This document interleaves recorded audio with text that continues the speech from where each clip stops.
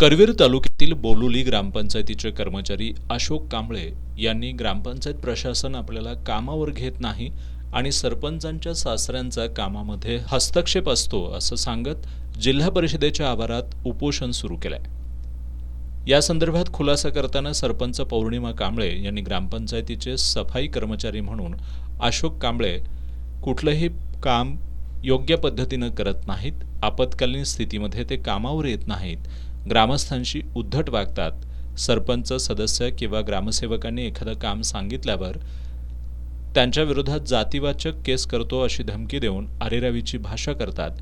त्यामुळे अशोक कांबळे यांना वेळोवेळी नोटीस देऊन आणि ग्रामसभेचा ठराव करून कामावरून कमी केलं असल्याचं सांगितलंय। बोलुली गाव हे जातीय सलोखा असणारं गाव आहे। या गावात सरपंच अनुसूचित जातीच्या असून शाळा व्यवस्थापन समितीचे अध्यक्ष, अंगणवाडी सेविका अशी अनेक मंडळी इतर मागासवर्गीय समाजाची आहेत। गावात कोणताही भेदभाव केला जात नाही। या उलट अशोक कांबळे हेच समाजाची आणि गावाची दिशाभूल करून जातीय तेढ निर्माण करतायत असा आरोप यावेळी करण्यात आला।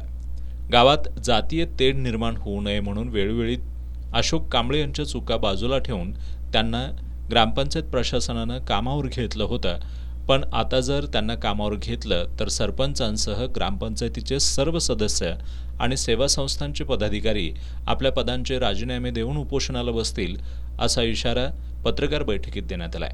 या पत्रकार बैठकीला उत्तम पाटील, दिलीप पाटील, शिवाजी पाटील, शशिकांत बाटे यांच्यासह ग्रामपंचायत सदस्य, गावातील सहकारी संस्थांचे पदाधिकारी उपस्थित होते।